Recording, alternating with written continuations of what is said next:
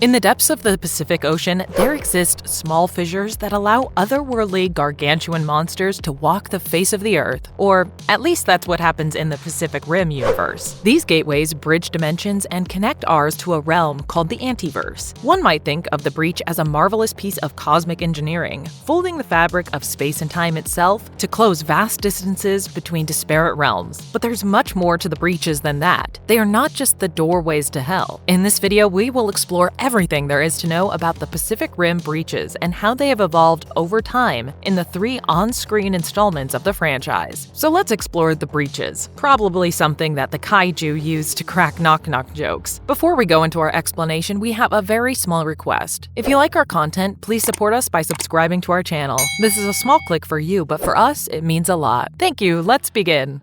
The Breach in Pacific Rim, a portal to monstrous dimensions. Known as the Breach, the mysterious fissure is situated along the Chinese coastline near Guam, beneath the depths of the Challenger Deep in the Pacific Ocean. Its purpose is to establish a connection between Earth and the Antiverse, the home world or realm of the Kaiju and the Precursors. The Breach operates on an atomic level, harnessing the energy generated by the Earth's shifting tectonic plates to facilitate a stable passage for Kaiju through its central passage. This energy manipulation warps space-time, effectively bridging vast distances. However, the energy-intensive nature of this process renders the breach susceptible to external assaults. The breach's electromagnetic emissions indicate that an influx of energy exceeding its inherent capacity could induce destabilization, ultimately leading to its obliteration. This would result in the isolation of Earth from the Antiverse. Research conducted by Newt and Herman revealed that the exclusive access to the breach is granted solely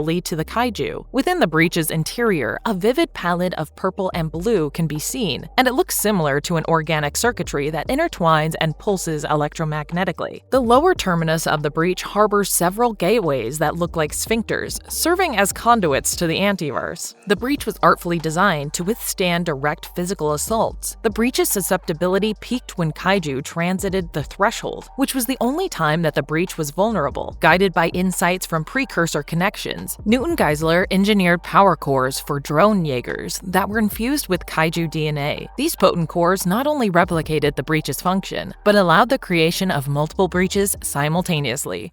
Who opened it for the first time and why? During the Triassic period, the Precursors embarked on a mission to colonize Earth, yet the planet's pollution-free conditions made Earth inhospitable for them, and they thwarted their aspirations, at least for now. With unyielding patience, the Precursors awaited the opportune moment when Earth's environmental degradation would harmonize with their survivability. Humanity's heedless pollution of the planet surrounding inadvertently played into the Precursors' hands, and to further their plans, they created a race of amphibious entities, creatures that would become the formidable Kaiju, the harbingers of chaos. Soon after, the breach appeared in the depths of the Mariana Trench. A bridge had been created between our dimension and theirs. Among the first travelers of this cosmic corridor, the Kaiju named Trespasser emerged on August 10, 2013, and it brought along with it immeasurable destruction and death. Its arrival was preceded by seismic activity, which triggered a cataclysmic earthquake upon surfacing in San Francisco Bay. The iconic Golden Gate Bridge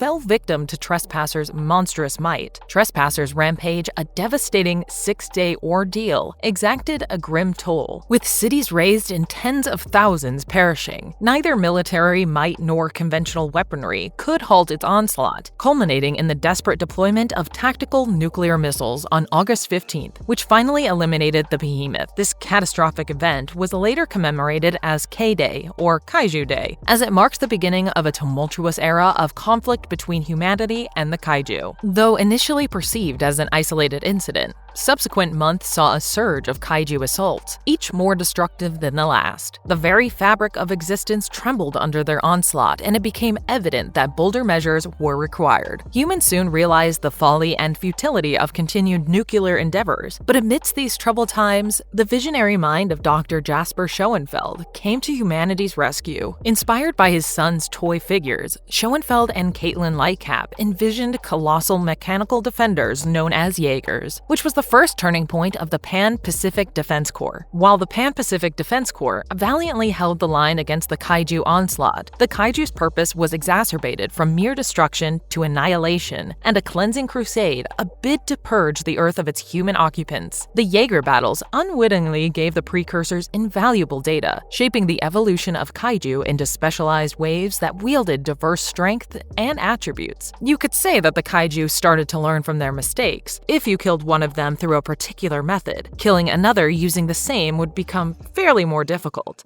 Who are the Precursors? The Precursors are an extraterrestrial race hailing from the Antiverse. These beings, these architects of chaos, are colonizers on a cosmic scale. They journey from realm to realm, consuming worlds in their wake, leaving nothing but desolation. They wish to target our populous centers, eradicating what they deem as vermin, us. In terms of their biology, the Precursors manifest as lithe entities, towering above 12 feet in stature, endowed with the potential for lifespans stretching across millions of years. Their physical form echoes aquatic insects, complete with their translucent wings and exoskeletal forms that hide glimpses of their intricate internal structure. Their elongated heads, crowned by crest-like extensions, conceal opal-like eyes similar to that of a predatory shark. To put it simply, the very essence of their being defies conventional understanding. You could say that their societal dynamics resembled the hierarchical structure reminiscent of pre-revolutionary French nobility. In fact, their appearances and roles are codified by designations like cardinal, bishop, and ambassador. Intricately intertwined with biotechnology, Precursor civilization is rooted in the symphony of biomechanical marvels. But how do they create Kaijus? The Precursors clone the Kaiju from a singular DNA strand, sourced from a mysterious-based organism. Despite their shared genetic foundation, the Kaiju display a mesmerizing array of traits, resulting in diverse anatomical variations. Each Kaiju stands as a unique creation, shaped by its distinct forms and attributes. You can learn more about this in our video on Trespasser, the first Kaiju to ever arrive on Earth.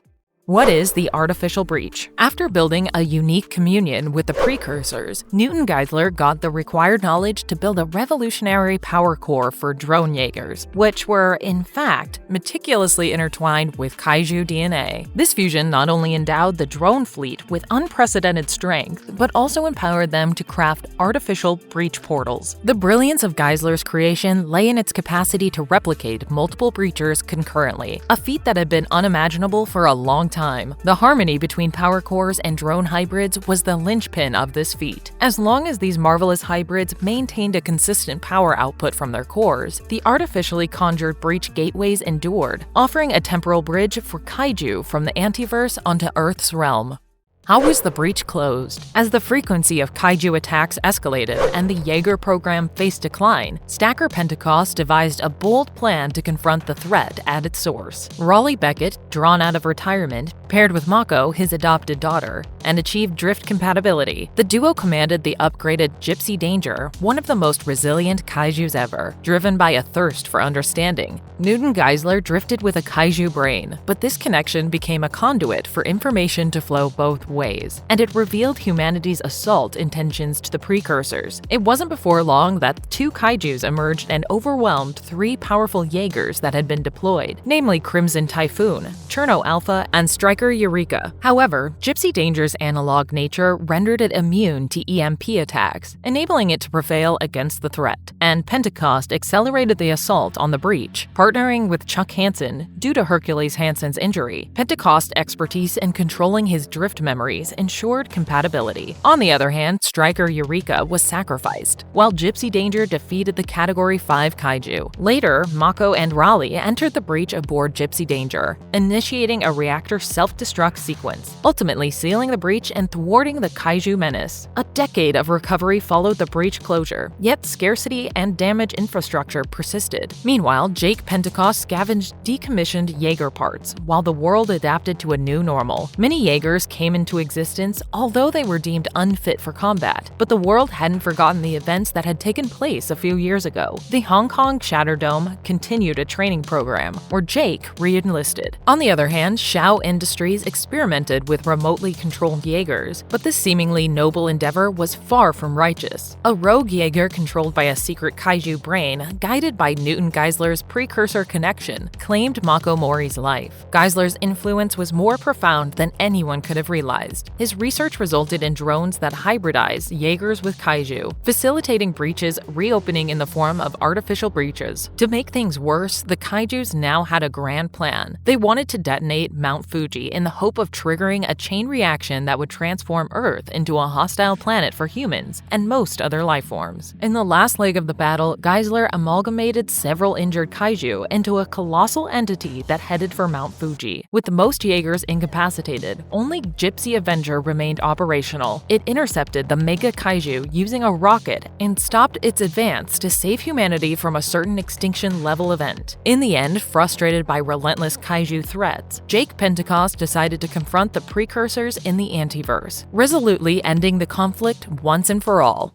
Breaches in the Pacific Rim, the Black. Pacific Rim, the Black is a Japanese-American collaboration that serves as both a continuation and an extension of the Pacific Rim film franchise. Placed as the third installment of the franchise's universe, the series was created by Greg Johnson and Craig Kyle for Netflix. Of course, it was set within the same universe, and the storyline takes shape as the Kaijus emerge from the depths of the Pacific Rim. The Black revolves around the Travis siblings, Taylor and Haley, cast adrift in a world consumed by Kaiju chaos. They struggle to find their parents, who previously embarked on a journey to find help but never returned. 5 years after their parents' departure, Haley's chance encounter with a long-forgotten training Jaeger, the Atlas Destroyer, becomes a turning point. Activating this dormant war machine, the siblings embark on a quest to locate their missing parents amidst the chaos. Later, they meet more people like May, Joel, and a mysterious child named Boy. Now, the 6th episode of the first season, titled Boneyard, has a lot to do with breaches that appear just about anywhere. These breaches are not limited to underwater locations, which makes them further interesting. After Joel's sudden death caused by a radio explosion in the 5th episode, May buries him without a marker. Haley blames herself for his demise, but May takes all of the responsibility. Haley wants May to come along with them, but May hesitates and remains in denial about feeling alone. Their calm moment is disrupted by sudden breaches appearing. Haley and Taylor manage to enter Atlas Destroyer in time, but they get separated from Boy. They explore a nearby breach and discover a place filled with the remains of Kaiju and Jaeger. Some of the dead Kaiju identified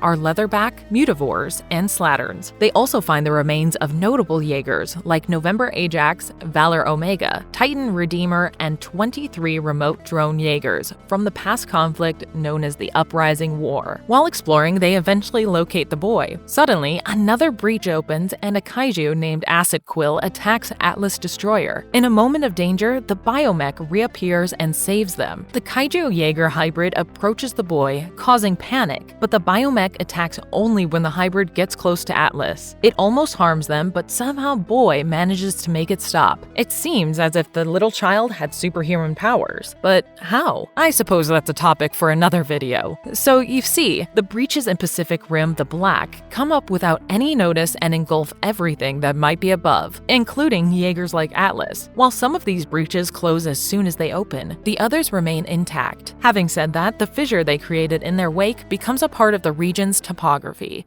Marvelous verdict. I believe the concept of breaches as a means of Kaiju commute is quite interesting. Humans have always been looking for aliens and monsters in the sky, but no one could possibly imagine that they could have come from the depths of the ocean or from beneath the land that we walked upon. If you want to explore any more of the Pacific Rim topics, characters, concepts, or villains, feel free to let us know in the comments. And if you liked our content, don't forget to leave a like and subscribe to us if you haven't already. Have a good one and be safe. Thanks, everyone!